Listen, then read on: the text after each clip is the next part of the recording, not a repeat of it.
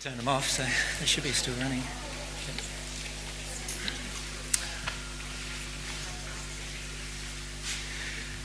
And somebody just asked me what was the subject I was going to discuss today. And there are a series of talks that I would like to start giving, which will probably take quite a few months to deliver, all regarding what happens when you die.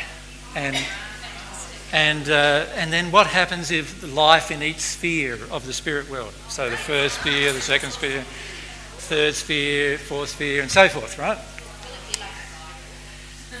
I don't know if it's a guidebook, but just to give you a heads up, really. So each of the spheres, though, whether you're in the spirit world or in the physical planes, is going to be much the same? No, on the physical plane it's obviously a fair bit different, but it'll give you an idea of what kind of truths you normally learn in each sphere of the spirit world compared. See, here on earth you can learn anything at any time. So you can learn a truth about the 22nd sphere and actually, the 21st sphere, grasp it emotionally just as easily as you can about learning an emotion in, say, about the 7th sphere or whatever. When I say just as easily, that's probably not the truth, because obviously there are certain emotions that you need to process before you can access others. So there's a sort of a sequence involved to them to a degree. But the beauty of talking to you about it is that we also get to speak with the spirits that are with you about it, because many of the spirits who come along to these sessions have a lot of feelings of like they don't know why they are where they are and all that kind of stuff, and I would definitely like to help them address some of that as well. So besides yourself gaining knowledge, it would be helpful, and I think we need some batteries, do we, guys? Okay. So you could call this talk part of a Spirit Life series of talks that I'm going to give. And the first in the sessions, and I don't know if I'm going to cover the subject completely in this session or not, but the first of the session is what happens when you die.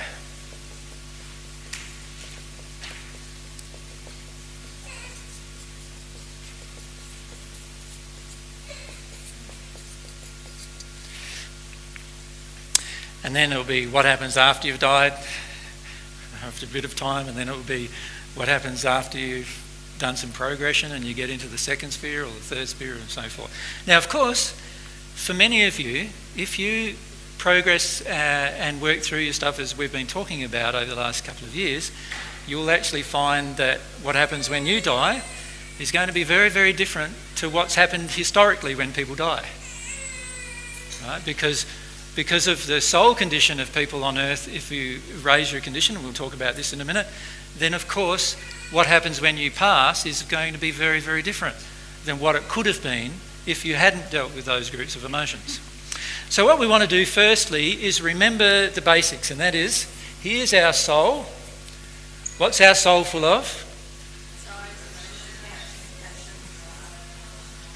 It's emotions, longings, but let's start using some other things it's full of.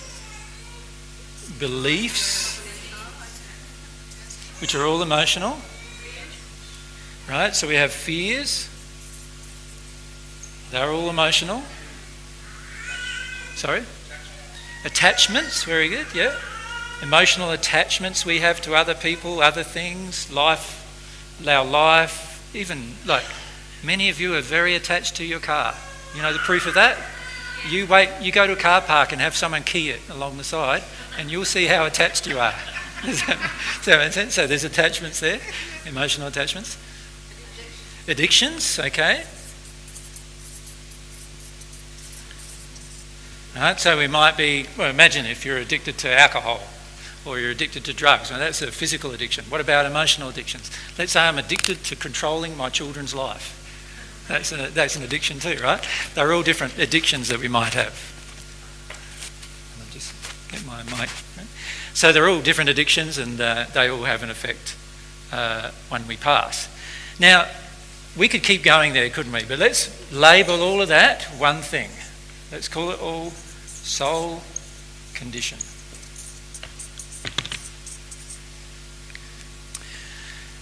the truth of when you pass, the truth about when you pass is all based on this one thing.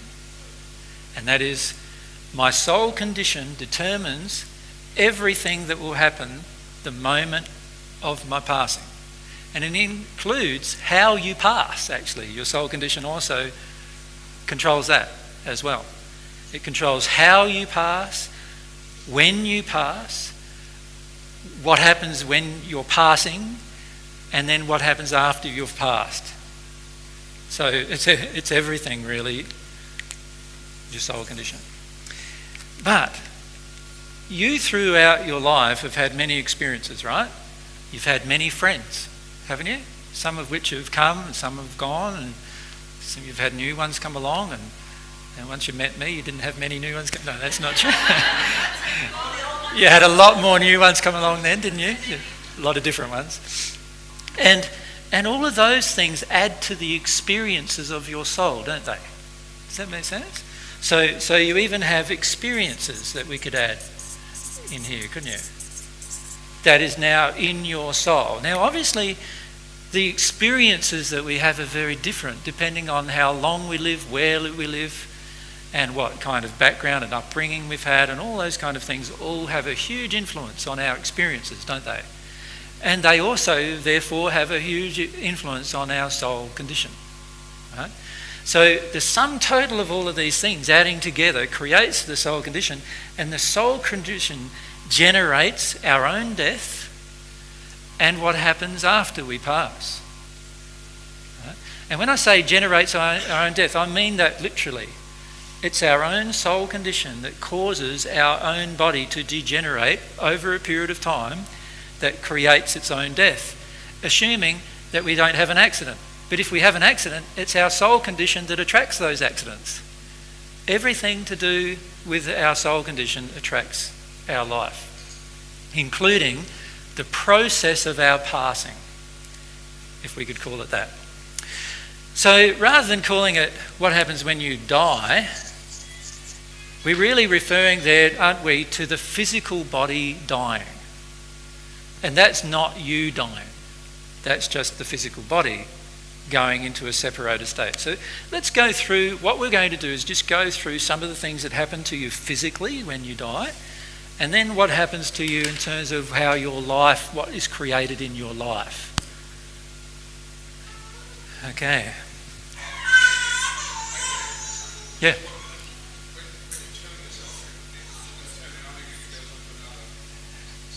Yeah, it does. Yeah, you can just leave them running actually during the breaks. We just trim it out anyway. Okay, so is there any questions up to now? There's lots of questions, guys. Raya. You got the mic there with you? When we were in the car coming down here today, Alan said she wanted to know what happened to Lawrence of Arabia when he passed. We both read the book Postmortem Journal. Yep. And he was a warrior, and he killed a whole lot of people and did a whole lot of really nasty things. And that book is all about all these very uplifting things that happened to him when he got to the other side. So we were discussing that and have a lot of questions about it. Yep. Well, the truth is, you mustn't have read the first bit of his book. Yeah, because he can't remember it either. In the first bit of his book, he actually describes the first period of his time in the spirit world that he can't even remember. He was so in such a bad condition. Yeah. And he only describes from the time he can remember onwards. Right? And the truth is that he was obviously still shutting down a lot of his memories, even when he channeled the material. Does that make sense? Yep. So if you read the start of the book, you'll notice that I think he says a period of 7 years he was just in a stupor, like a pain stupor. He described it as that he has no desire to ever recollect. And that's why he doesn't tell you about it. Yeah. Is there any other questions? There is more. If we have a mic over here, where's the other mic? Is it? When my father died, I thought his death was quite okay. Unless I've got a big judgment about him, I think he's not a good person. And When you say his death was okay, what do you mean by that, Rolene? he didn't care about us, but we all were around him for years just before his death and at his death. And as far as an onlooker would see it as, he had what you call a loving family around him, and he got all the right things, if you know what I mean. And his actual physical discomfort that I'm aware of was very short. How did he create that? He created that by being a despot all of his life, didn't he? Yeah. Yeah. So how he created that situation at his passing. And by the way, that's not what he's like now. No. That's just the process of just before he died. Yeah. The reason why he created that way is he was a despot to the rest of his family, and the rest of the family, you were also afraid of him. What else were you going to do? Were you going to not be there? I see myself now. At the time, I thought I was just being okay, but I was still pleasing him. Exactly. Yeah. The whole of the family was still pleasing him. Yeah. And this is what happens to despots often, is that they create an environment through a law of attraction where the family fears them so much that everybody surrounds them when they die, but none of them actually feel anything for them.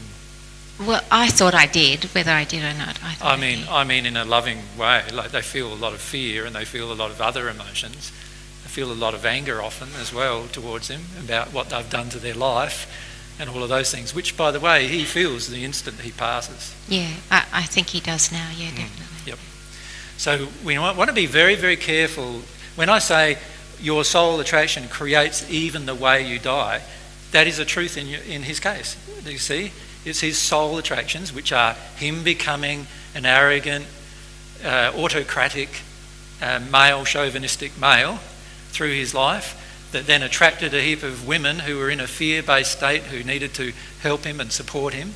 They helped him and supported him through his death as well. Does that make sense? But the instant he passes in the spirit world, now he's going to have a very different life to that. And his soul condition, so while his soul condition created that life up to that point, it was also the soul condition of others bending to him.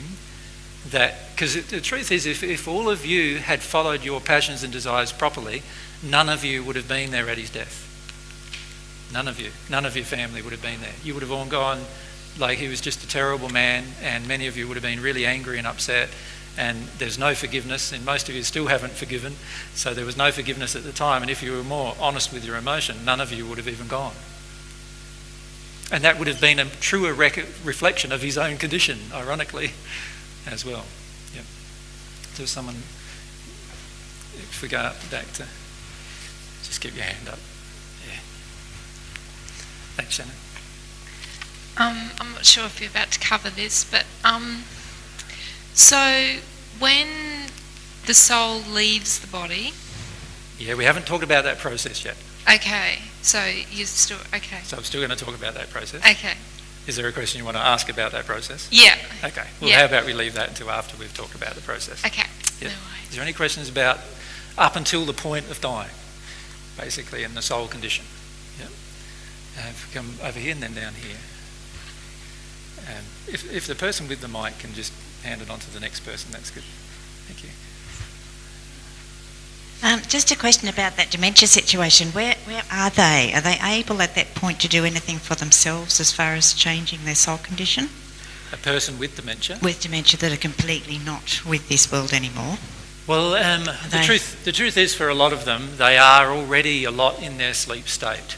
So they're already experiencing a lot of their sleep life, but they're also, most of them are very afraid of death. And so because of their fear of death, they create a long life on earth where other people need to support them and care for them because they're just terrified of passing. Right? Just like what created their condition, their terror of feeling their own emotions created their condition of dementia, and because of that terror, they often live many years, some of them long lives after they get dementia, and that's a sad reflection of firstly our denial of emotion as a human race, but secondly our fear of death, because a lot of them, if they had less fear of death, that state wouldn't last anywhere near as long. So they could still be helped by celestial spirits or by our prayers? Very difficult to help a person with dementia, even in the spirit world, because of the depth of their fear and their depth of their fear of facing their own personal truth. So a person with dementia faces a lot of obstacles when they pass because of their fears that they have obtained through their life. Does that make sense? Yeah. And we'll talk about specific cases as to what happens to them once we've had a bit of an overview of what happens generally. Because every case when you pass is very, very different, because obviously the soul condition is very different. And so every case of passing will be very different as well. Thanks. Yep. Hi, AJ. My son passed over on the 4th of January of this year. Yep. What was his age, you mind? He just turned 21. 21? In his sleep, they had to do an autopsy because there's no idea why he died. He just sort of passed without any... peacefully.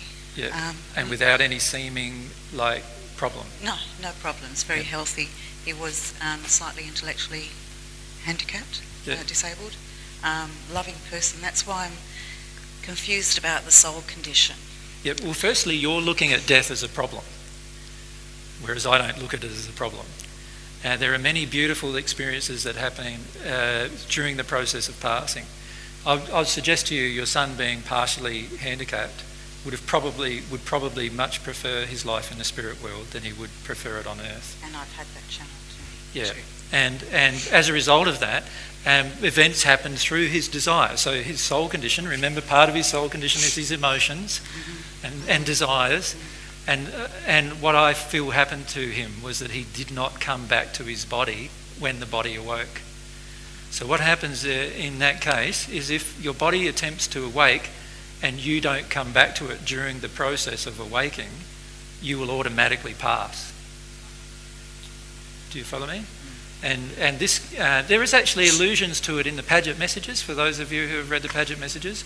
Remember that Helen said to Mr. Paget that she was afraid that she'd keep him in the spirit world too long and then he wouldn't be able to get back into his body. So I feel that's what happened to your son actually. He overstayed his spirit. He did it by mistake, but he was enjoying himself. Yeah. And there was his physical body woke up and he wasn't connected to it, and the cord snaps under those conditions. Yeah, I was confused because he was very happy with his life. Yeah, I feel from him that it was a mistake, sort of like he didn't know that he had to come back then. Right. There was a draw from his body, but because he was enjoying himself so much, he just didn't respond to the draw of his body. Almost everybody responds to the draw of their body as they're waking, instantaneously, but your son didn't. Right. Possibly because of the handicap, actually. Yeah. Okay, thank you. Does that make sense? He's enjoying himself, eh? Yeah. He doesn't want to come back here. Sorry, Mum, but that's the way it goes. Yeah, and this is the thing, we look upon death as a problem. We think of, when I say soul condition creating our death, we think, oh, that must mean I had a terrible soul condition to pass when I was 21. No, it doesn't. It can mean totally different things. There are many children who pass who obviously don't have terrible soul conditions, but they do pass because of a law of attraction. Does that make sense? Do you want to use the mic some more? I have been in a bit of turmoil because of a DVD I watched of yours that said that the parents' soul condition or the parents' emotional condition could actually... That is very true. Yeah. Yep. So, but you also say that you should not carry that blame with you. You have to look at your... Just look at your soul. So what has it triggered or brought up for you? And it's triggering some of your emotions about death itself, and it's triggering some of your emotions about his life on earth and what it would have been like compared to what it could have been like if he was clear intellectually. It brought up there's some issues of blame that you actually have about his disability, self-blame? No, not. It wasn't a question. When I think of the emotional condition I was in when I conceived him, yes. And all you need to do is go into those emotions. Yeah, just let yourself feel it. That's where a fair bit of your grief is, actually. Yes. And he's fine. Like, you don't need to worry about him at all. He's more worried about you than you need to worry about him, actually. You know. And can I also say I've had a number of dreams that have been very vivid at where I've been with him, and yeah, see, I wouldn't call those dreams. I'd call those sleep state experiences. right. And this is one thing that most people don't realise on Earth too, is that every time you go to sleep at night, you spend time with people in the spirit world. Now, obviously, because of your love for your son, you're going to spend quite a lot of time with him in your sleep state.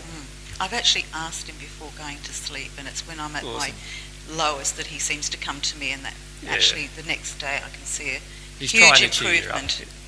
It would help him a lot if you can let yourself feel your grief completely. Yes. Because at the moment he feels it as a pull back to you all the time. Yeah, like, and I'm feeling that. I don't want to create that. Yeah. But if I do need to release. Yeah, it's not the head stuff. Yeah. You need to just...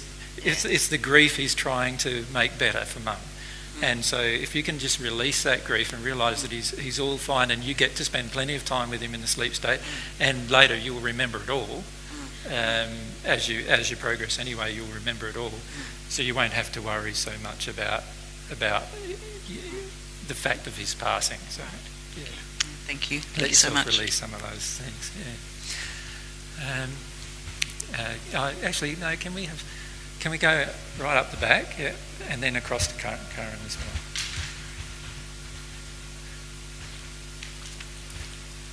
How is it that some spirits don't realise that they've actually passed when they get there?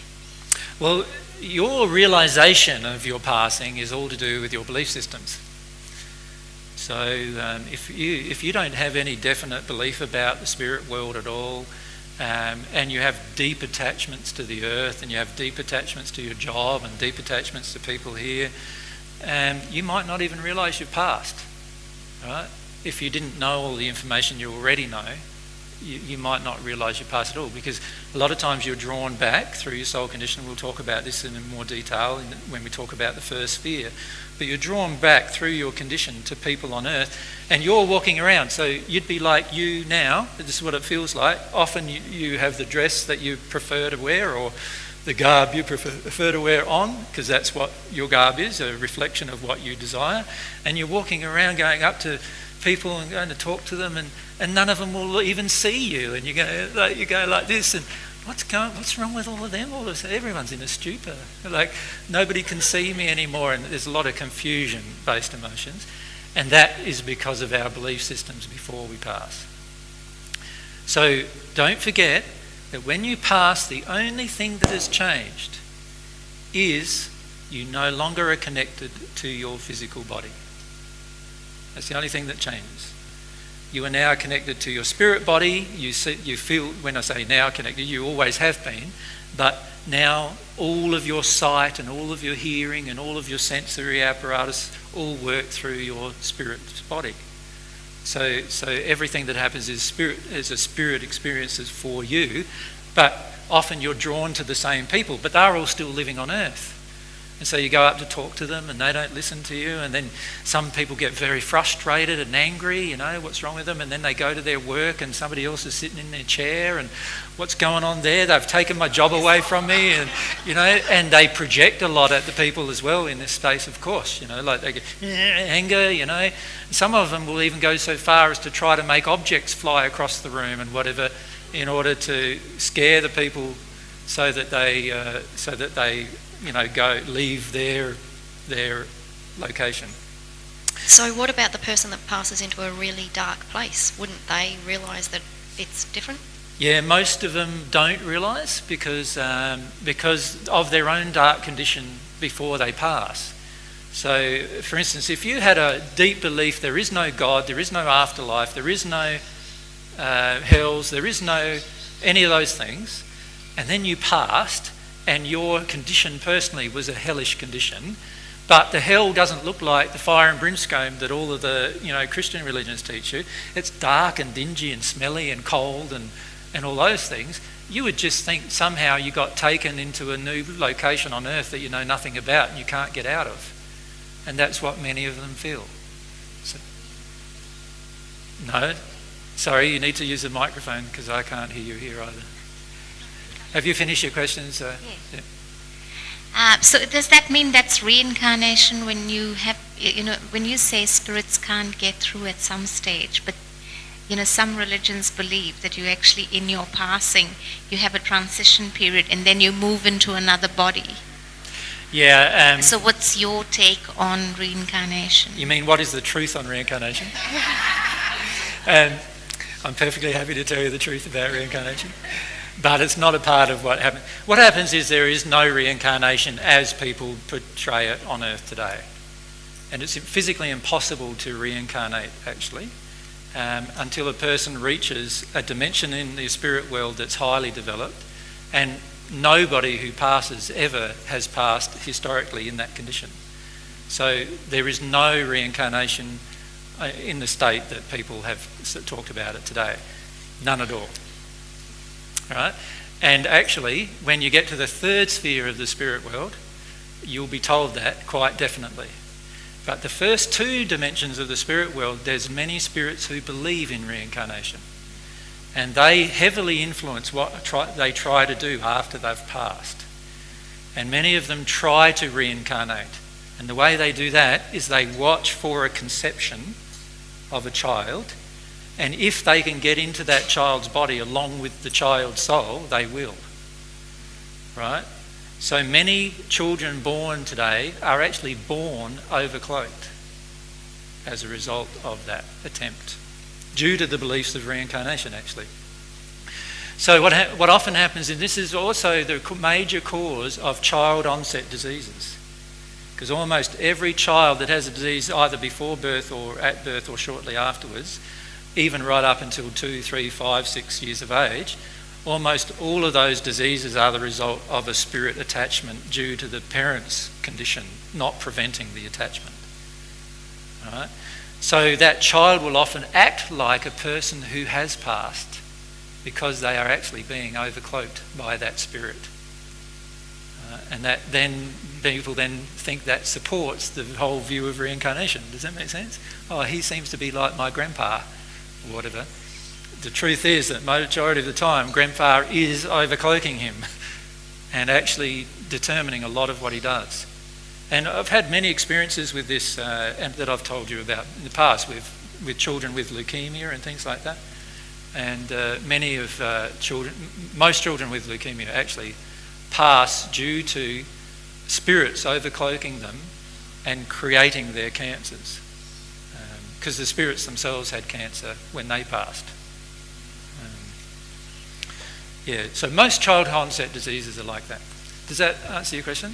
It was very brief. There is a whole discussion I've said about reincarnation, which you can listen to, which tells you the truth of reincarnation as it really occurs. And I think it's a 4-hour discussion actually that I've had on the subject. Yeah, you can download that from the net. Karen? My question's about death and dementia, but if you'd rather move on, that's okay. Fire away. Just that my mum was one of 8 girls and 3 boys, and she's very demented.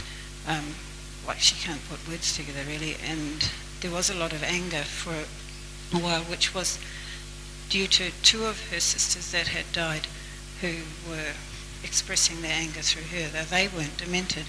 But the most recent sister that died had been demented for a long time, and what happened to Mum almost at the time she died, which was the other side of the world, she just went really sleepy, and the nurses thought she was going to die for about 3 days, and then she woke up again, and I thought, well, maybe she's just hanging out in the spirit world with her sisters. But what happened? A person who has dementia will often cycle in and out of the spirit world, though. They might occasionally wake up, and this is why it happens over a period of time generally, where you start seeing it onset. The person's really quite out of body at different times because they can't connect to their brain and they're so used to doing that. And your mum obviously heavily suppressing her emotions all of her life, which closes down areas of the brain, which then means that she can no longer use them. When she can no longer use them, there's a tendency then to get out of her body so she can have experiences in the spirit world. And you'll often feel the soul and the spirit body of the person sort of going away and then coming back and then going away when you're with them. Some of you who are doctors will actually feel that process occurring quite frequently. And what happens generally is their bodies can easily be overtaken in that state as well by other spirits, usually family-based spirits, but often there is whole interplays of spirit against spirit through the body as well. So you have two spirits fighting with each other through the body and things like that. This is why a lot of dementia patients get quite violent at times. And then you have others who go very docile, although that's rarer. But often spirits heavily influence their state from that time on. Yeah. You asking specifically about what's happening with your mum? No, just that sleepiness for 3 days, which correlated to the death, but it might just be what was happening, like you said. Yeah, a lot of times what happens when a person's in dementia and another one of their siblings passes, is that what happened here? So when a person's in dementia and one of their siblings pass, there's a lot of spirit world discussion, going on, and they'll often leave their body and come back. But your mum, in deep fear, or it wasn't your mum in this case, was it? It was another sister who experienced this? Yeah, the demented sister died, and my mum got very, very sleepy for a few And days. she's got dementia too, hasn't she? Very, Yeah. yeah. So what happened, I would say, in this case is they met in the spirit world, right? Had a lot of discussions and everything. And perhaps I think her sister felt a bit like that it wasn't such a scary thing passing as what she imagined it to be. And there was a discussion with your mum about that. But your mum's terror caused her to want to come back to the body anyway. Yeah. So, and your mum's quite terrified of death. I think she's going to live for years in her dementia. So. Yeah. She hasn't passed yet, has she? No, I think she's going to stick She's around. terrified of passing. Yeah. Yep. She'd rather stay in this dementia for as long as she can. I agree. Yeah, just sit down with her and have a talk to her about not needing to be afraid of passing. When I think she's in her sleep state. Yeah, when you feel like she might be with you, is she in a sleep state? She's now here in Australia? Yes. So sit down with her. You'll feel when she's not really present in her body, she's in a sleep state then. Okay. Call her to you and talk to her about not needing to be afraid, because the death-based experience is like, it will give her a bit more freedom actually. Yeah. And although she's not happy about where she would go, this is part of her problem. She's not happy about where she'll arrive in the spirit world. So you know that in your sleep state. Your sleep state is exactly where you would arrive in your spirit world. It's not exactly where you arrive, but you finish up in your sleep state watching other people who are in the same condition as yourself and seeing their bodies, and after a while you start getting a bit freaked, because you have a tendency then to look at your own in a mirror and see your own body and go, whoa, that's a bit dark, well, you don't go like that, you just go, you're freaked out about your own appearance. And you get very frightened and you go, well, where am I going to go then? I saw those other people, they went, where am I going to go? And you get very afraid of all of that as well. And your mum, what would help your mum a lot is knowing how to progress in the sleep state. And if you can talk to her about how to progress, that'll reduce her fear about her state. The truth is she's not darkening her condition on earth by staying, but she's not helping it either, because she's not growing either. Yeah. I thought she was helping herself in the sleep state, but that was just me wanting to believe that. Yeah, I feel she's...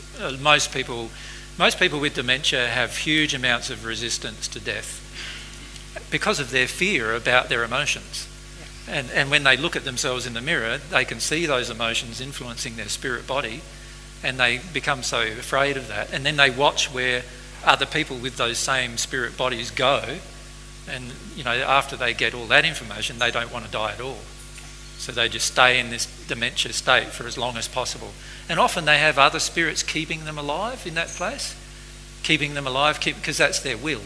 They want to stay alive. So other spirits then just hook into that, keep them alive, use their body to express their rage and so forth. And that's why you get a lot of violence with dementia patients. Yep. Yeah. Come over here. Thanks, Karen.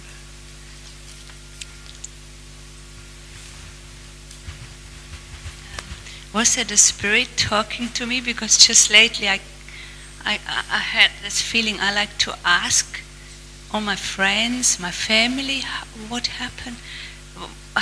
What happened when they die? I never did that before, and all of a sudden I felt, Well, one of the reasons why I'm having this talk is because a lot of the spirits that come along to these talks don't have any idea about why they are where they are. Yeah. They've got no idea at all. And many of them are in darkness, they don't understand why. Some of them are not in darkness, but they just don't understand why they didn't arrive with Jesus in the heavens and all those kind of things. They have a lot of questions about all of those things, you see. So that's why I wanted to discuss this subject and a series of subjects as a result. Yeah, because just a month ago I started to ask everybody. It just came to me to ask people, and I get so many different answers. It's quite amazing, and so many people just feel it's finished, especially my family. Yeah. It's nothing, it's just complete finished. Yeah, well, for those, many of them can't come back to the earth because they don't even have the energy to do so. Yes, and are in fairly dark locations in the spirit world. So we'll talk about all of that as part of the process here. Is there any more questions about the condition? Sue, just down the front here if we can. I've wanted to ask for quite a long time. I wake up of a morning feeling very anxious, quite often fearful and sad, and I've wondered for a long time if that's because of my soul condition. I feel for yourself it's a combination of factors. One is that many of us have to walk through a number of dark spirits to get back to our body, and that process every morning is quite frightening, particularly if you imagine you have hundreds of dark spirits around your body waiting for you to come back into your body. There will often be quite a lot of fear associated with that, but it also can be about your recollection of your own sleep state experiences. Some of the sleep state experiences, and many of you are now having quite good sleep state experiences, right? Many of you are not aware of this, but you are having quite good sleep state experiences. And the contrast between the sleep state experience and the awake state experience is so great that sometimes you don't want to come back home to your body, and you feel like a bit afraid about stepping back into your daily routine on earth because of what's happening in the spirit world. So the key with all of these things is to, when you wake up, feel your fear, let yourself connect with what it's about and process that, just release that. You'll get to a point where you enjoy your life here as much as you would enjoy your life in the spirit world. And in fact, when you're at one with God, it's like a seamless world. Like your sleep state experience and your wake state experiences are remembered as a continuous flow. In other words, it's not like as soon as you go to sleep, it's not like, how at the moment many of us go to sleep and we pass out, and when we wake up, we remember we had a dream or two, but we don't remember much else. Well, you'll remember everything. So you remember floating away from your body, and you go up to this area of the spirit world, which is like, at the moment, condition-wise, it's like first sphere condition, and that's the sleep state experience where people can come and visit you. You can go and visit people. You can check out things on the other side of the world. You can do all sorts of things, right? And you'll remember all of those experiences. And then as your condition grows on earth, you can be in the second sphere and do all of that, or the third sphere and do all that. So you imagine progressively you'll see your own progression even, like in terms of your environment. So these are all beautiful things that can happen when you remember or allow yourself to remember. Yeah. Just behind. I wake up tired every morning. Like a bus is running over you every morning?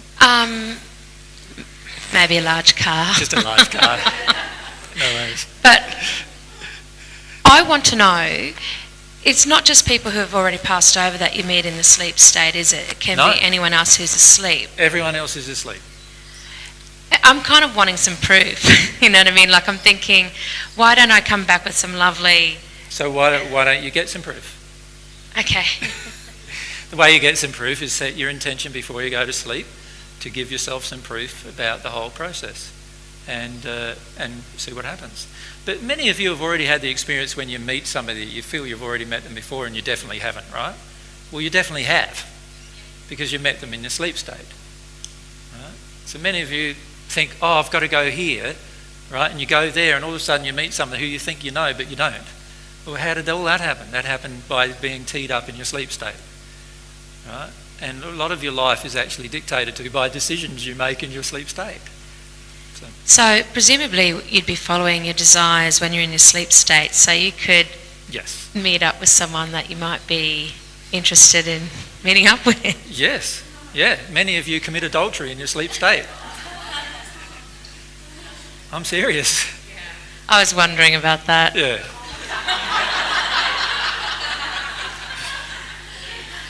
Okay. Right? And it's the soul condition that allows you to do such things. Yeah. So, if you're not happy with your marriage on earth and you know you've met your soulmate in your sleep state and then you haven't dealt with the emotion of morality, you'll be highly tempted to hook up with them in the sleep state and just hope you remember it. Right? And sometimes you do, don't you? Like sometimes you have the dreams that you feel like were real, but you had a memorable sexual experience or whatever. And many of these are sleep state experiences. When many times we don't want to remember them in our awake state. That's why we don't remember much of our sleep state experiences. The truth is that you have just the same capacity to do good or evil in your sleep state as you do in your awake state, right? Depending on your soul condition. So many of us cause just as much trouble in our sleep state to other people as we do in our awake state. Many of us do that. And it's all to do with how we feel in the end.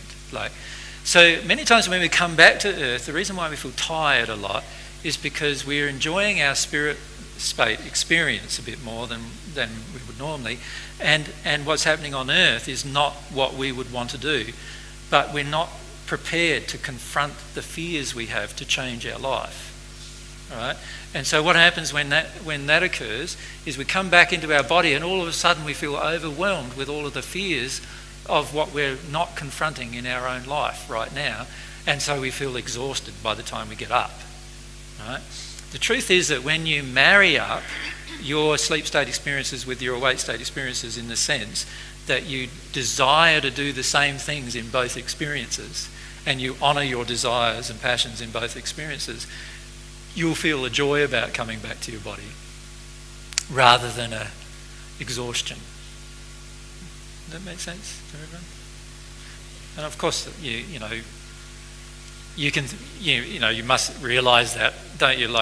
You realise that must be the case once you deal with your emotions that cause you to feel tired about your awake state. Then of course you're not going to be tired in your awake state. Yeah. So at the moment, one of my emotions is I'm still, myself and Mary are still not close to each other like we used to be, the feelings that I have are in our soul union state and in the sleep state, we are almost back in a union state. In our awake state, we're like poles apart still.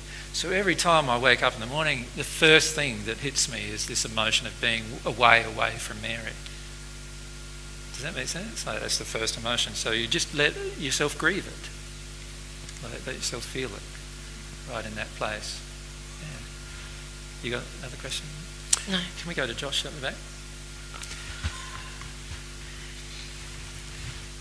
Thanks, Karen.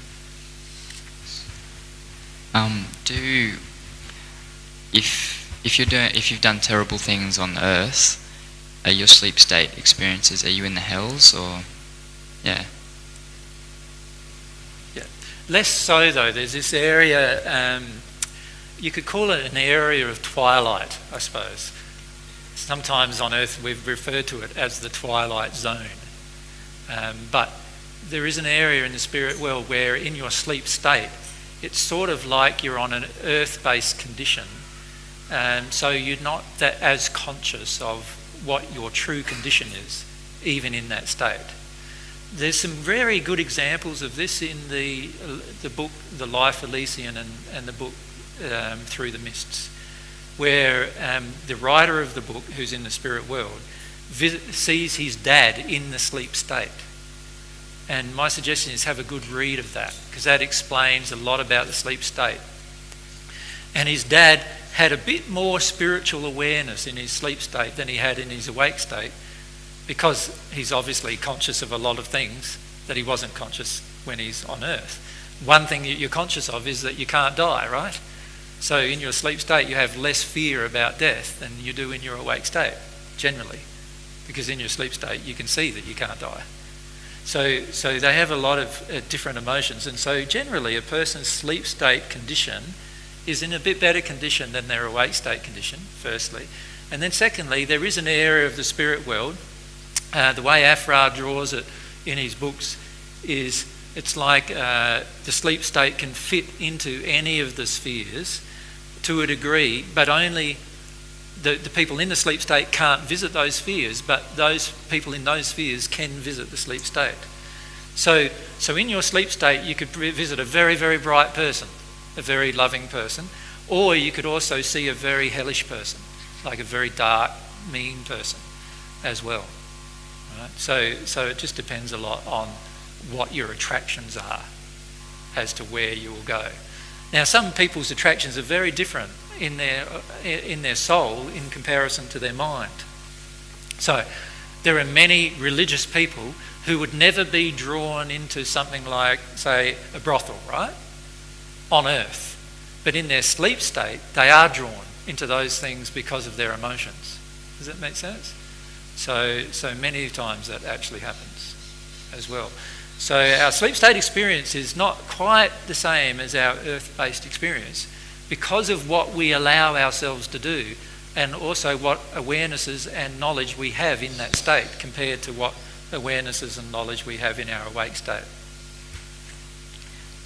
Also, do the memories of my sleep state that I have now, if I pass right now, those places that I'm hanging out, do I not go there anymore? Well, no, what happens with your memories is very much like I've described from an emotional perspective. When you desire to emotionally remember things, you will remember things when you pass.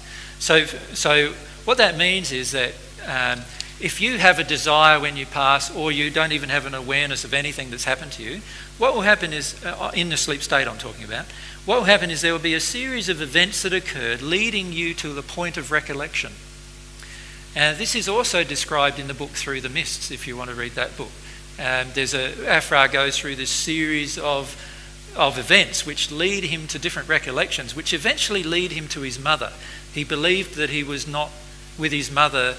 His mother had died, I think, 40 years earlier at his birth. And he believed that he'd never seen her.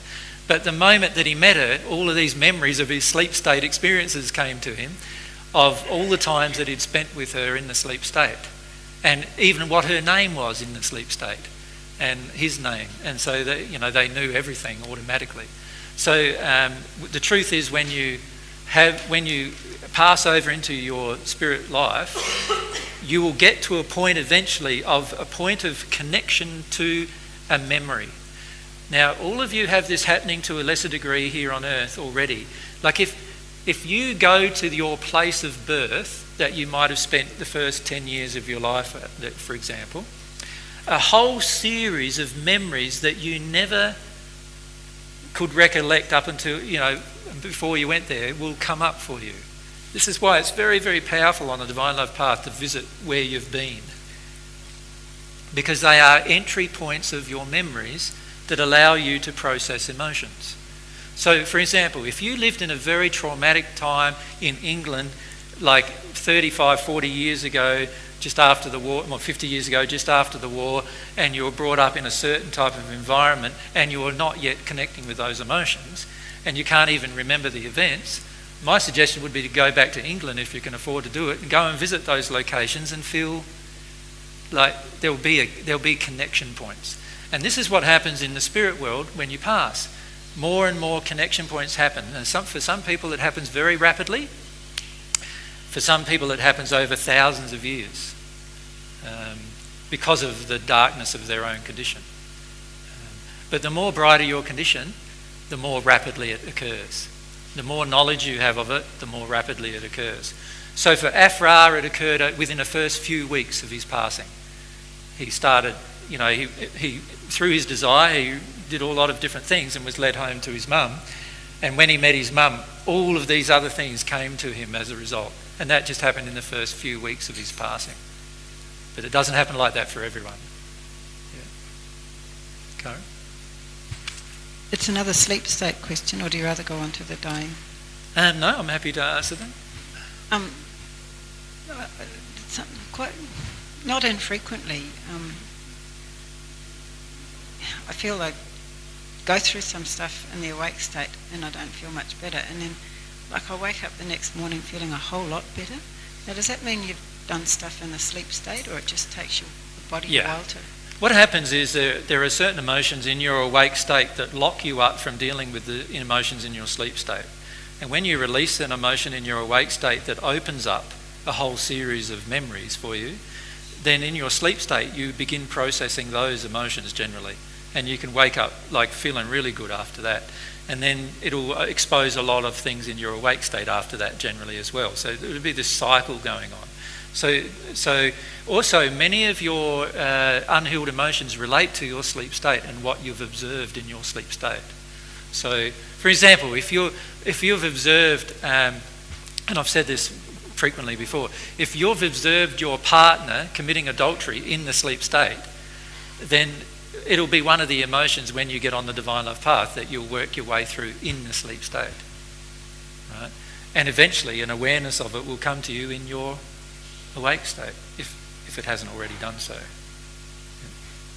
The other thing that happens all the time to me is that at 2 or 3 or 4 in the morning is when I can think so clearly.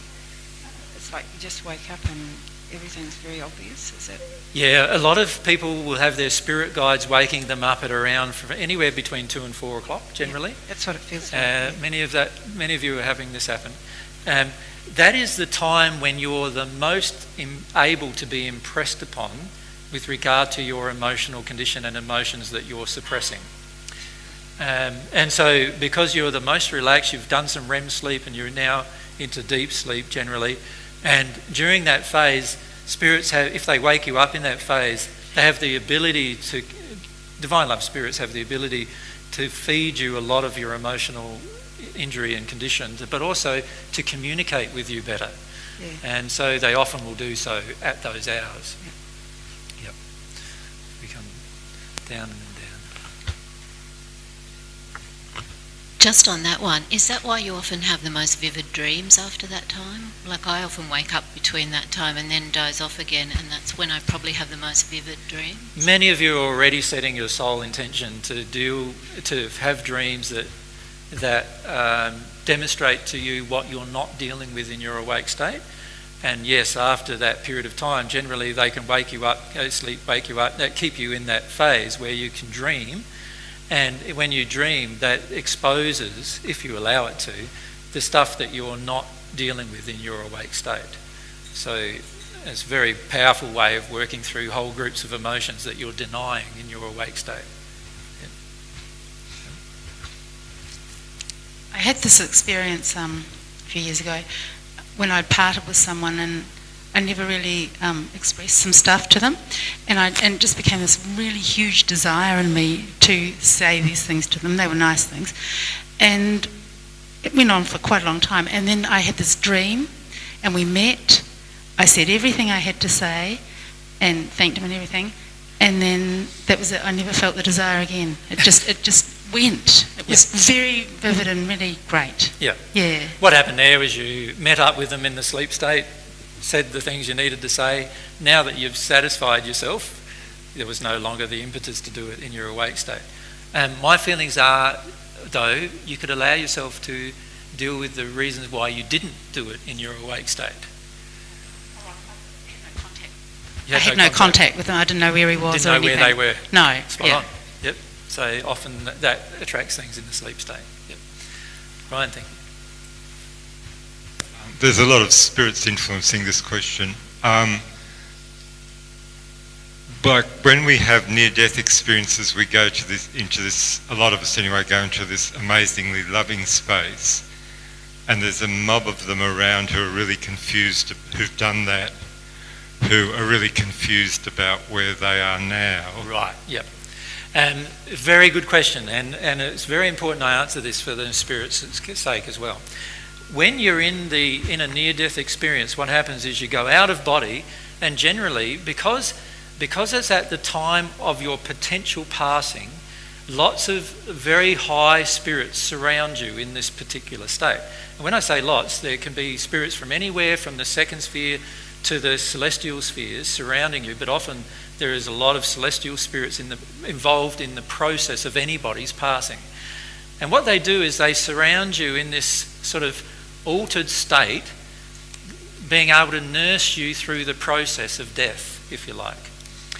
Now, many people then come back to the earth, back into their body, and assume that that demonstrates their true condition, which is not a valid assumption. Because in that place, what you've had is literally sometimes tens, if not more, people surrounding you, protecting you in the place of your passing.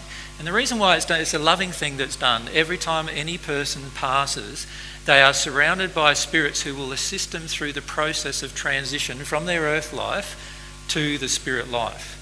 Now, that process of transition often goes through an intermediary phase, which we'll talk about during the course of these discussions.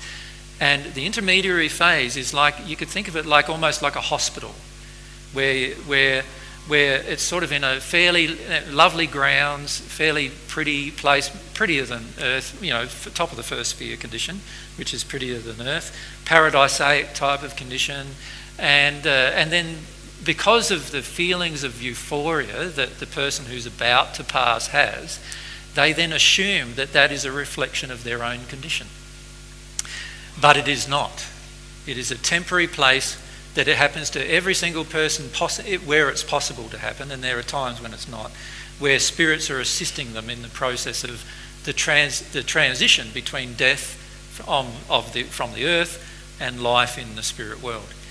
And so we can't assume that just because we've had a lovely experience in our near-death experience, that our actual condition will bring us or attract us to the same location when we actually do pass. And there are many spirits who have had near-death experiences on Earth and then made the assumption that they would pass into the same place that they had the experiences with, and that is a gross misrepresentation of what actually happens to them. What happens when they do pass, as we'll explain in a minute if we get there today, is that their soul condition attracts them to their true location after a period of transition. So let me ask them, Brian, if you can answer these questions.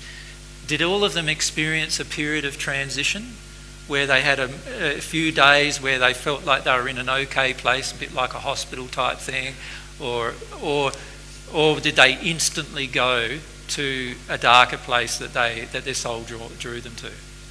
Most of them had a sort of the sort of experience that you described, lovely gardens, even nice people, everything's a lot brighter, everything's a lot more compassionate even. Exactly. And then when they started to see their condition in the mirror, what happened then?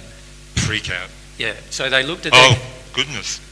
Shocking. Oh. Yeah, that's it. Very, yeah. Yeah.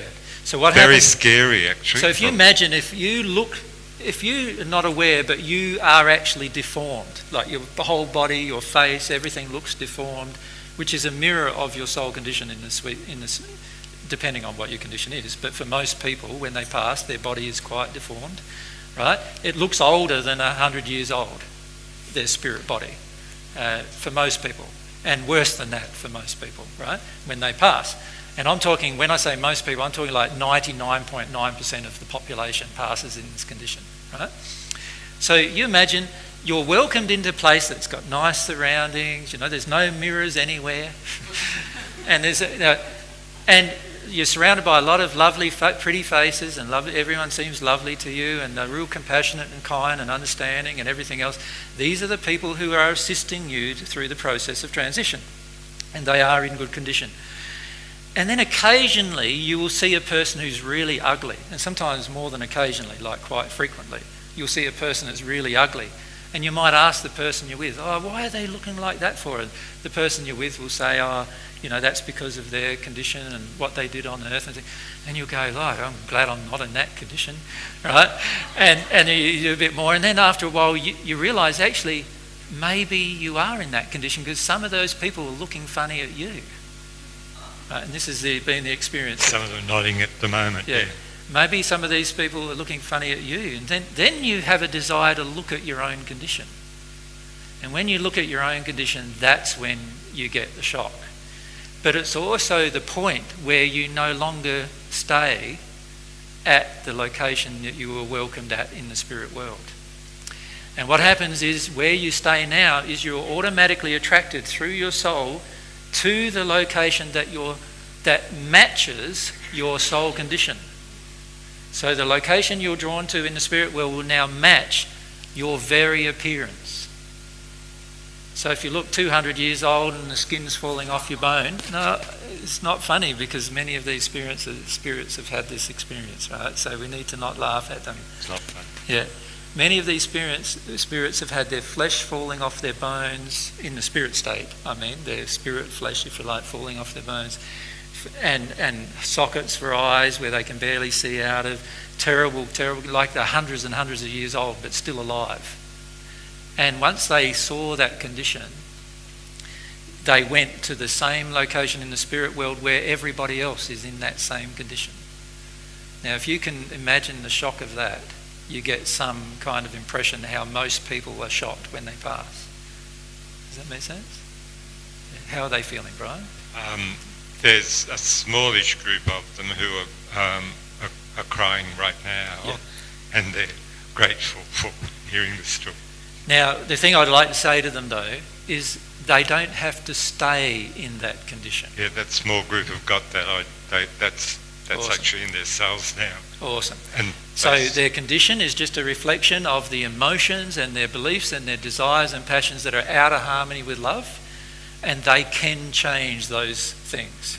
And they'll get plenty of assistance when they want that assistance to change. So everywhere in the spirit world, there are literally thousands of people wanting to help.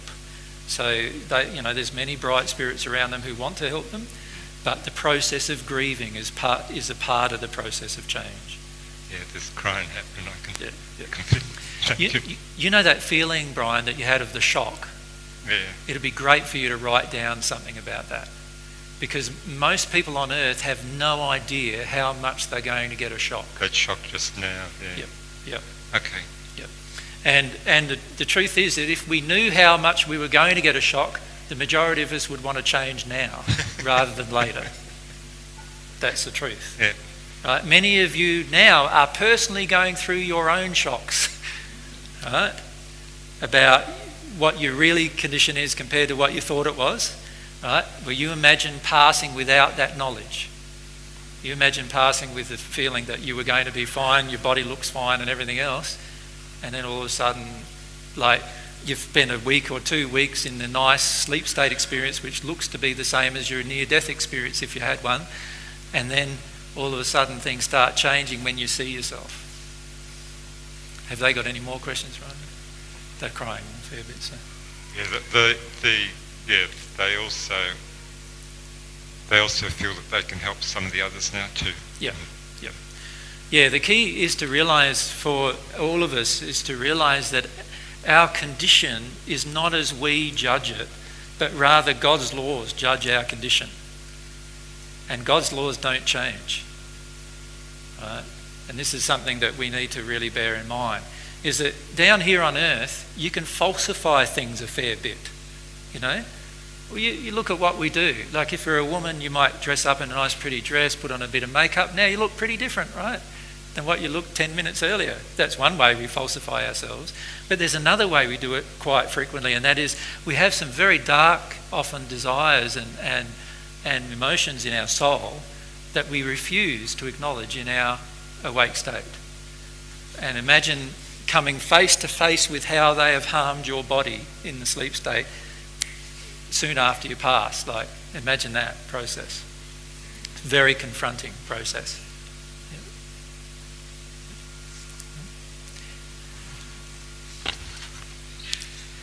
Whenever I come here, I always feel very shy to sort of even have contact with you, eye contact, or say hello or anything, because what I want to know is, what I feel is you're seeing this really ugly, all my emotions like that, you're seeing that.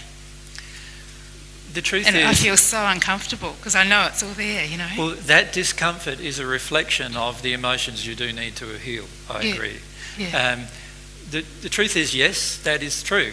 A person who is in a condition of more love can see a person out of harmony with that condition. So, and you'll be able to see that in others too as you progress in love. But a person in a condition of love does not judge it. And this is why many of you feel free to share about your life stories and your condition with me, because you can feel that I don't judge that condition or story. Does that make sense?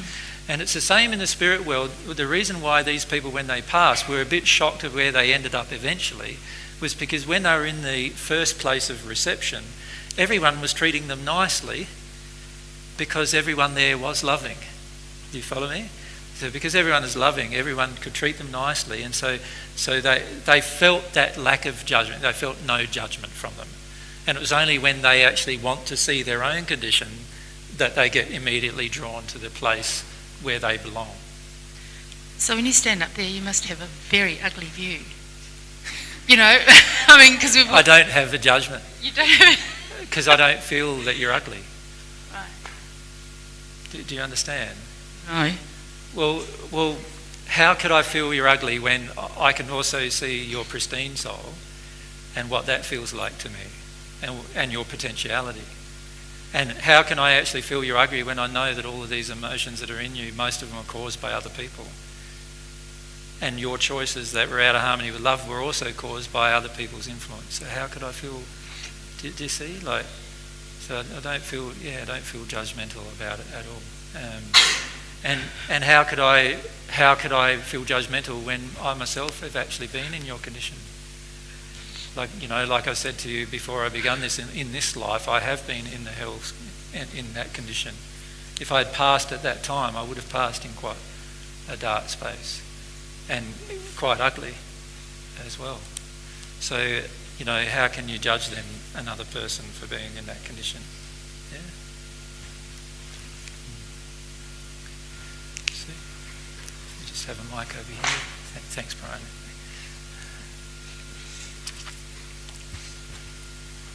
Just relative to spirit, if we're reading the pageant messages or we're reading really beautiful material of that nature of a night time, are they reading it too? Or would it be helpful if we read out loud to them? Yeah, many spirits are reading along with you. All you need to do is invite them to read along with you. Right. The issue, though, that many of them have is because where they are is not like what's being described, they need help to make the transition from where they are to what is being described. And it's not sufficient just to say to a person, go to the light, as like a lot of New Age people do say. It's more, you'll notice if you listen to the recordings that I have posted on the internet where I have spoke through mediums to spirits, you'll notice that I always try to connect with their emotional condition and what's going on with them emotionally and why they're in a certain condition they're in. And I always try to leave them with some positive things about what they can do about that condition. So what I try to do is help them make the transition between where they are now and where they could be if they desired to be. And many of them don't even have the desire to be there. And what I try to do then is try to help them have the desire to be there. Encourage them to have the desire to be there. Because this is the problem with a lot of mediumship on the earth. A lot of mediumship on the earth is so self-focused that we're asking the spirits to give us information. And many of the spirits who are trying to give us information actually are in a worse condition or just as bad condition as we ourselves are. And so it's really pointless trying to get information from them. And when you know a truth about something in the spirit world that you firmly believe in, you can have a powerful effect on their life and how they can progress, and then they can assist you in that progression.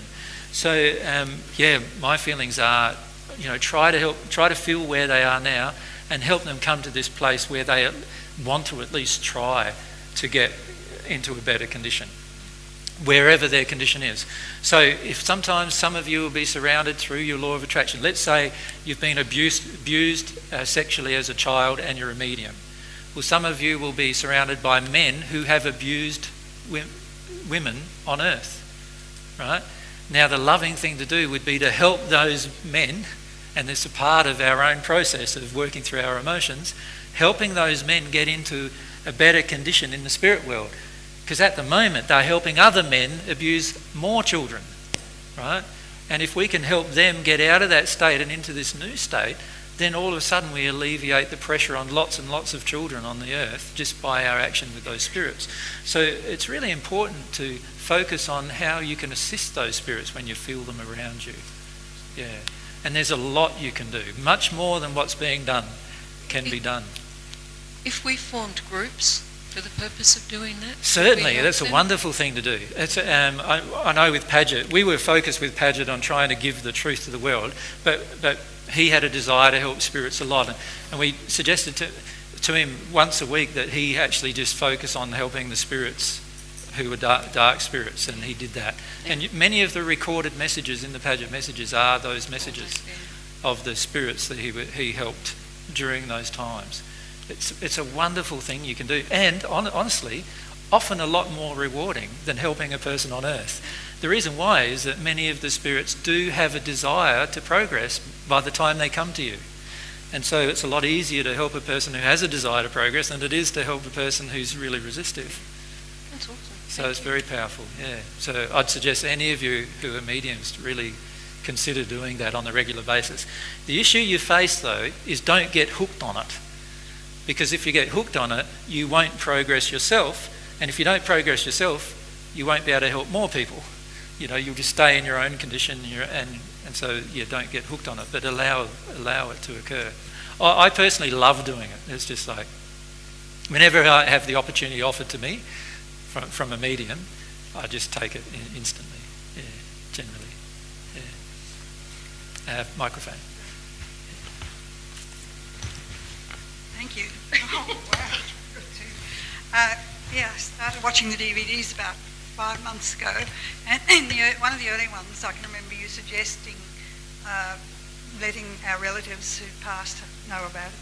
And it just coincided with my having got all of the photographs of parents, uncles, aunts, grandparents out to put on a little section on the wall. Oh, yeah. So I lined them all up along the lounge, Yeah. a whole lot of them, and just had the television on. It felt really good. Awesome, I yeah. haven't done it all the time, but I just Yeah. felt enough to make that contact and explain to them why I was doing it. Yeah. And just say, well, it's going to be here, going on for a while here. Yeah. Now, some of them will feel drawn to the situation because they already feel ready to know what happened. So others are not that drawn. It just depends on, their personal circumstances and situation in the spirit world. But you'll be surprised often how many are drawn to you in that state, because a lot of them arrive in the spirit world, have this terrible shock, and then wonder why it happened. And having some explanation of why it happened is a great thing. So, yeah, you'll find a lot of people, if you sit down and watch the videos, you can even have the videos playing. I know some people do this, have the videos playing and just invite the other spirits to come in and sit down while they do something else, and just have it playing. And that helps every one of those spirits who are listening to that, yeah. Yes, I didn't feel too much attachment to whether they were too interested or not. I let them do it. Awesome, yeah. That's wonderful. And I feel that quite a number of your relatives have benefited from it already. Yeah. Yes, I'm one in the family who's been closer to a lot of the oldies, and so I think that's always good. Yeah, and it's a feeling of love and respect that you have for them that draws them to you in the first place. Well, they're older than you. Yeah. It's nearly 5:45, and I think, hey, 15 more minutes. This is a subject that seems to fascinate people, isn't it? And I often am fascinated about how fascinated people are about it, because to me it just seems like the same as living on Earth. But anyway, any more questions? All right. I just wanted to know what happens to people who are very overcloaked on Earth, like a lot of people with mental illness, for instance. Yep. And obviously a lot of normal people are overcloaked. So what happens to them when they pass over? It depends a little, but let's describe some scenarios of what happens. Let's say a person on Earth was overcloaked and so much so that they almost became the person who overcloaked them. Right? Well, what happens the instant that you pass, the connection instantly severs between you and the person who's overcloaking you. Because the person who's overcloaking you in many cases is in even a darker condition than yourself. And as a result of that, what often happens is the person comes back to the time when they were first overcloaked. And then there's these terrible feelings of grief that begin about having lost a large portion of your own life. And they have a lot of sadness and grief about that. If a person has been, say, like a schizophrenic or manic depressed, where they have a cycle of being overcloaked and of downers, it's actually the down period that their life will mirror once they pass. So which is scary in itself, right? Which is the reason why they allow the overcloaking. So yes, this cycle that occurs, and so the down periods of time, which is where the person's real condition is, are often heavily affected, and they often pass in a terribly depressed state, suppressing huge amounts of rage. So that's what happens to many people who have manic depression. With schizophrenia, it's a little different because you often have 5 or 6 or 10 or 20 spirits surrounding you, and those spirits all have less impact on you as soon as you pass. But then you've got to come face to face with the fact that most of your life wasn't your own. So there's a lot of emotions associated with that.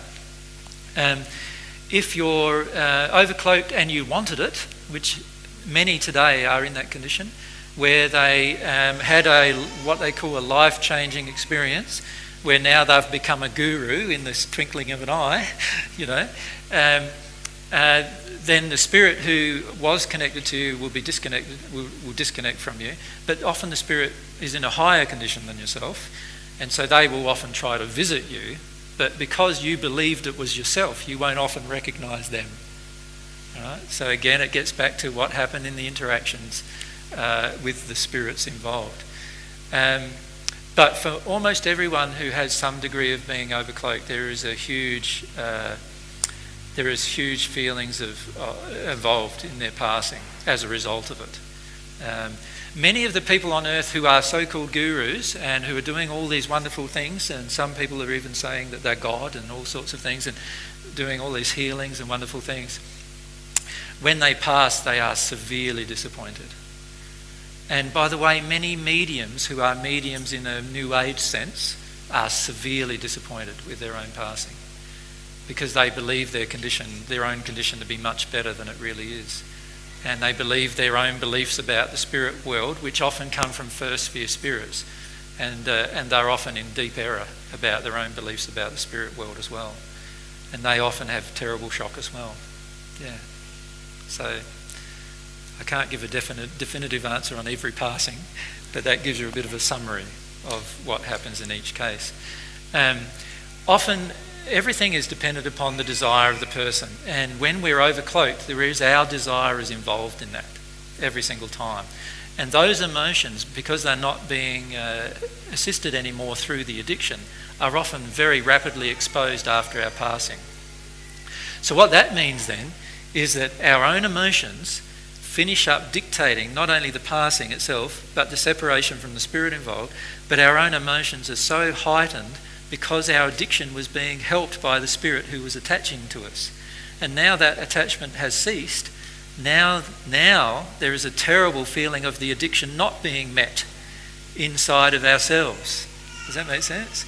And people go through terrible experiences emotionally in recognising that disconnection. Yeah. Pretty hard, eh? You can see why a lot of people are afraid of dying, because in reality they have a lot to be afraid of in some ways. Not that it's real, the fear, but there are a lot of very painful experiences that await them when they pass. And it's what people call hell. There is a reason why the religions believe in a hell, and that is because there is hellish conditions in the spirit world where the majority of people on earth do pass into, and unfortunately have to work their way through. Now, some work their way through it very rapidly, Others spend many thousands of years, and some have even spent tens of thousands of years in the hells. If you can imagine that. Yeah. It's hard to imagine. If we can have a mic up the back there, one of the two down the front. Who's the other mic? There's a second mic somewhere.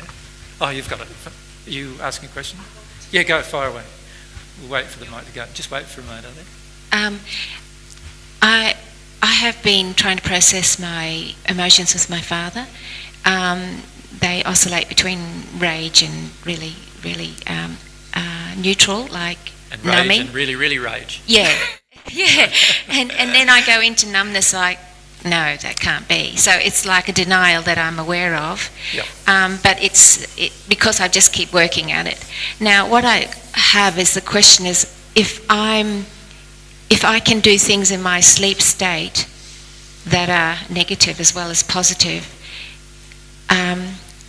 because I'm not getting through my emotions with my father and I'm angry, so that's a denial. When I go into a sleep state, do I, unbeknownst to me in my wake state, go there and give him hell? Do I do that? Well, you're already doing it in your wake state, so it's highly likely you'll do it in your sleep state.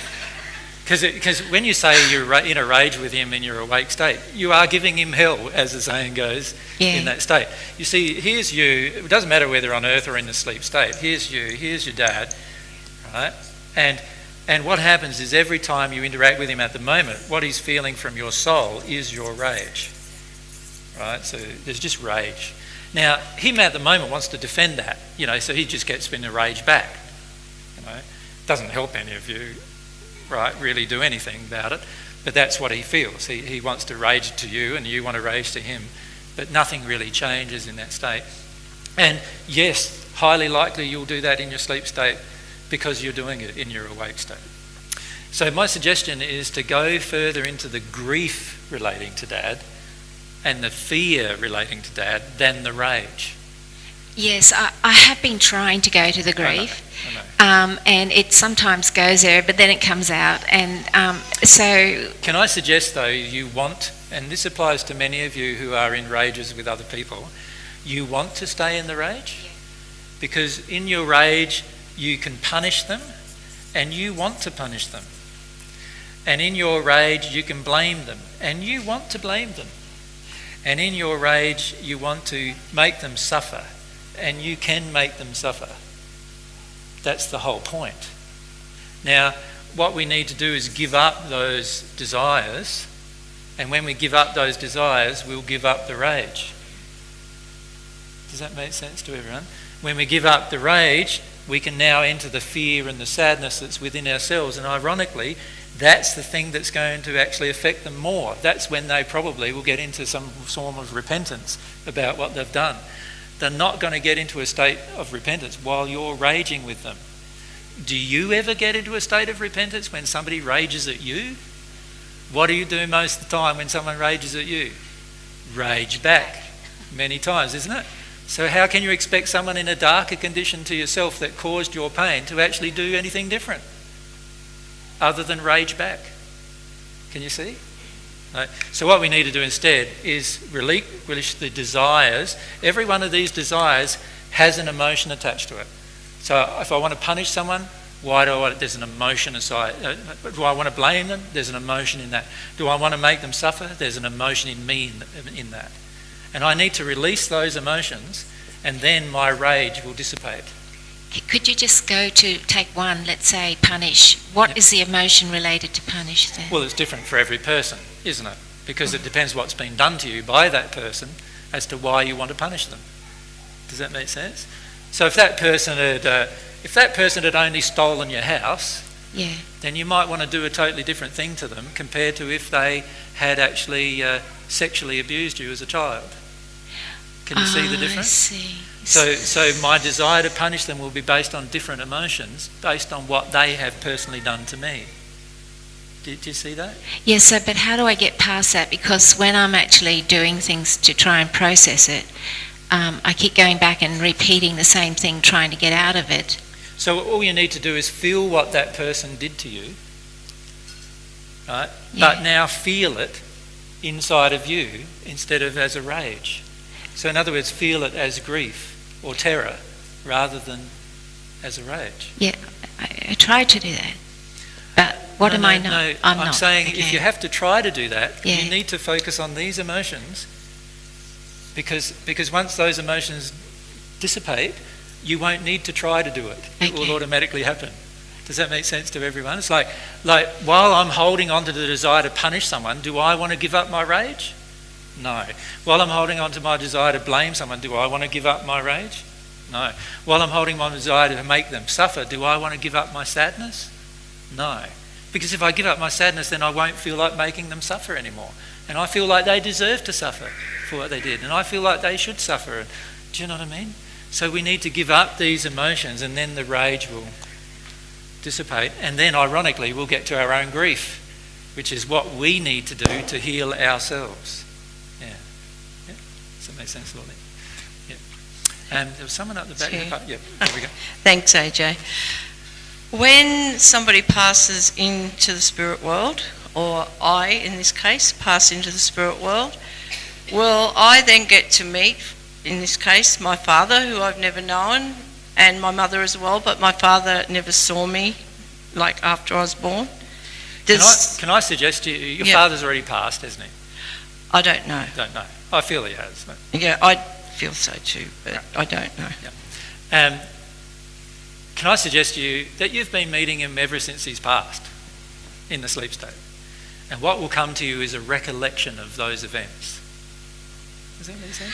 Thank you, yeah, because I felt maybe my mother had passed when I was 11 weeks, and maybe when he passed, she may have pointed me out to him, so he's aware. Stop talking. Sorry. Stop talking. Feel your emotions. Yeah, you just about had an emotion. I know. It was just there. What your father was doing then, and I just want to say that to you, is what your father was doing then was confirming to you that he does talk to you when you go to sleep. And you don't let yourself grieve this now. Like, just let yourself grieve that. Isn't it wonderful? Isn't it wonderful that he does that? Thank you. Yeah. So let yourself feel that. That's fine to feel that. Yeah. Okay, if we can bring a mic down to Linda, isn't it? There's one coming down, Linda. Sadness, isn't that grief?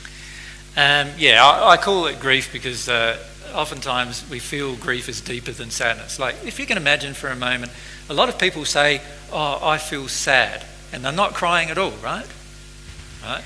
Well, all I'm saying is that when you really feel sad, you'll be grieving, just like a person who's just grieving a loved one dying often grieves. So you'll be wailing when you grieve. And I often use the word grief to indicate the difference in the emotional intensity of what we need to feel. But yes, I believe that's sadness. Yeah, it's the same emotion. Yeah. Any other questions? Gee, it's quarter of an hour goes pretty quick, guys. Hello. How you doing? Okay.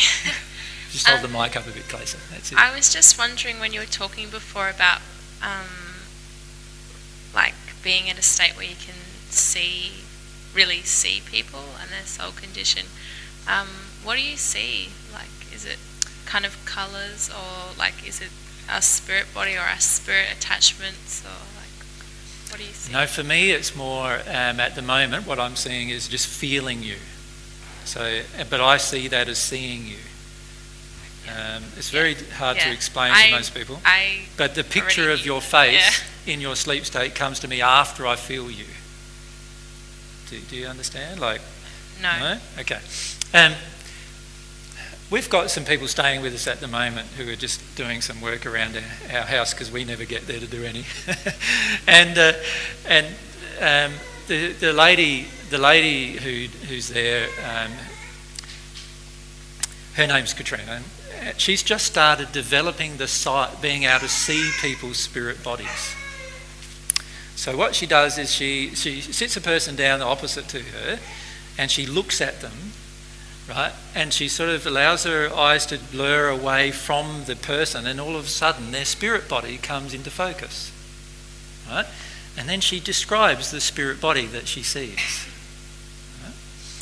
Now that is a totally different process to what I'm doing, but I'm saying that you can do that. Every person here can do that. So you just kind of stand there and you can feel what all of us are projecting at you, like all our different... Yeah. Is it just what we're projecting at you in particular because you're like... No. Or is it everything? Yeah. And everything you're projecting at other people. And okay.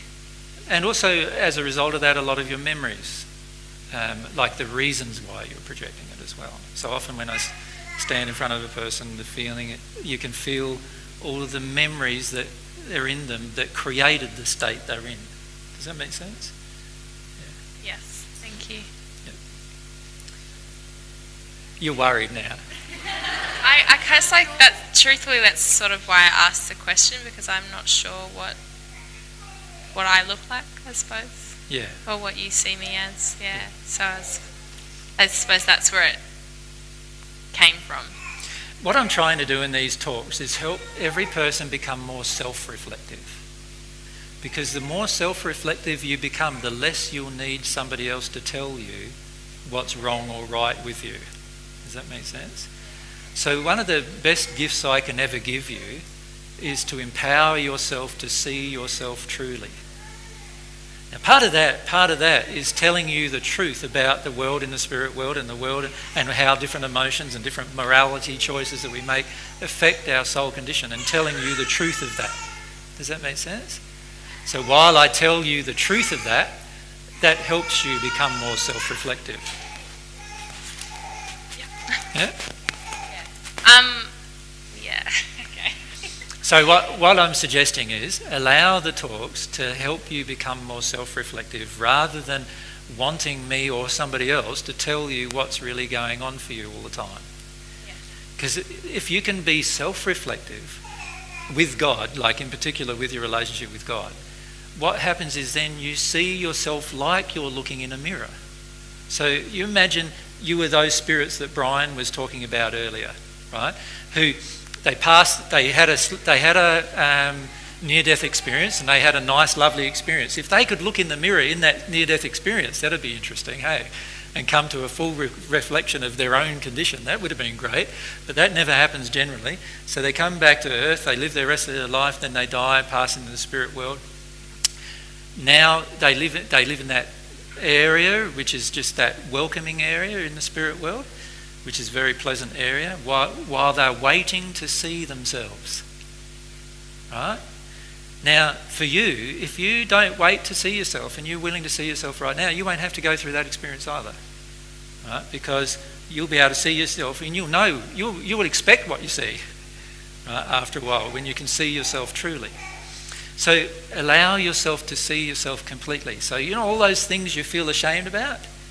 Yeah, that's a part of you too. At the moment, I feel like I don't trust myself. Yep. Like Which is why you asked the question. Yeah, because I feel like I keep crying about effects, and like I just don't trust that what I'm feeling is even real. Like I'm not going anywhere. Yep. Yeah. And remember, I've said to you frequently that if you are grieving, most of the time you'll feel childlike while you're grieving. Now, if that's the case, then you're crying generally about causes and not effects. But if you're feeling like an adult grieving, then you are probably crying about effects and not causes. I feel like I have cried about a lot of causal emotions, and my law of attraction changes, but then it goes back. Then has it changed? No, but does that mean that there's still more to uncover there? Yeah. Okay. Yep. Yeah. Right. Allow your law of attraction to tell you what's going on like that. Yeah. But getting back to the comment about how we look, if we can see ourselves truly now about how we look, and we really see ourselves truly, then that's going to prevent any shock from the future. Does that make sense? Yeah. Quite a number of you are feeling really quite distressed. This is why he's crying. No, it's not just you, Jem. It's not just you. Yeah. Yeah, he's just feeling like the freak out of what do I look like? What do I look like going on in this room at the moment? And he's obviously feeling that quite strongly. The key is to allow yourself to see what you truly look like, because if you can see what you look like, you can change it. But if you don't see what you look like, how can you change? It's not possible to change. And this is why, like, when I have these discussions about saying to you your true condition on certain issues, some of you get really upset and angry and frustrated with me and so forth. But actually, if you could see it as a gift to see what you look like, because I'm not judging it, I don't feel bad about it. Like, I still feel like giving you a hug after I tell you, don't I? So I don't feel like you're terrible, right? But it is something that we need to address if we want to get closer to God, and we want to get closer to each other, and get closer to our soulmate. We want to address all of these different things, right? So allow yourself to see yourself as you truly are. When you pass into the spirit world, that will be forced upon you.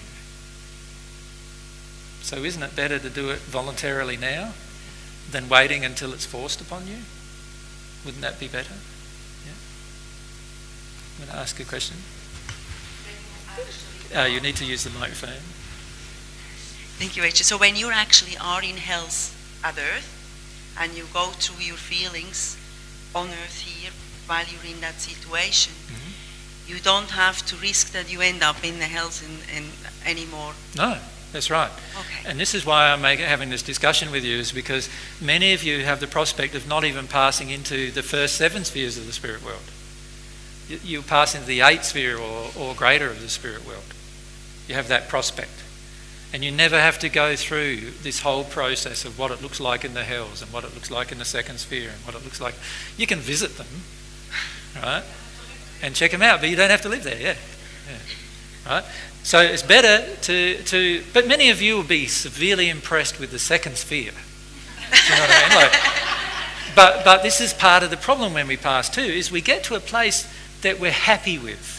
And everything's breezy at that point, and we don't, and this is where your desire for God needs to be so strong that no matter how happy you are where you are, that you actually still have a desire for God pulling you further towards Him. Does that make sense? Yeah, all the time in the Paget messages, your desire for God is what's going to pull you through the entire process, right?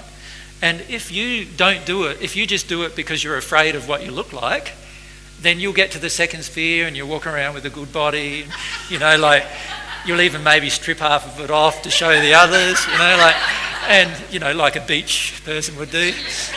And feel pretty good about yourself, but you'll stagnate in that place, not realising the bliss and happiness that is ahead of that place if you don't have that longing for God driving you in your choices and decisions.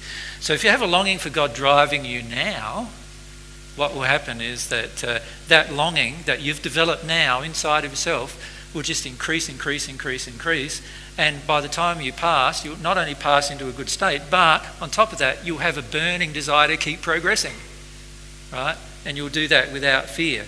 But if you decide to do it for some other reason, like you want your face to look nice when you pass, rather than any other reason, then what will probably happen is your face might look better after you deal with some of the emotions, and you might pass into the 2nd sphere or something like that, and you might feel quite content with that location, because that kind of location is certainly a better location than what's here on earth, but you won't experience the bliss that I'm describing to you that comes from the other conditions above that condition. So if we can allow ourselves to focus on our relationship with God, will drawing us through these conditions. Now, I'll finish now because it's after 6 now. What we'll do is I'll have more discussions about spirit life. I want to spend quite a bit of time on the 1st sphere and the hells in the 1st sphere, just for the sake of many of the spirits that are with us, around us, and also for the sake of you helping other people in the spirit world as well, because there are literally billions of spirits in those places in the spirit world. We want to talk about how they influence us and all those kind of things and why they do it, and have some compassion for them. Many of you, when you're told that you're being overcloaked by a spirit, you get just nasty with the spirit. That's not having compassion for them. You know, the spirit's only doing what you want them to do in the sense of your soul wants them to do. So allow yourself to feel some compassion, and it's knowledge that in the end gives us a lot of compassion. You know, when you see what's really going on, you get a lot of feelings of compassion for others. So the next discussion we have will be more about the actual passing process, like what actually physically occurs to your bodies, and then we'll talk about that process of your first point of arrival in the spirit world that most people go through, where they don't yet see their own condition, and what happens in that place where they don't yet see their condition. And thank you again for your time, guys. Thank you. And thank you for your questions, many of which were motivated by some spirits. So I'd like to thank those spirits for attending and for their questions as well, which were very interesting. We love you guys. Catch you later.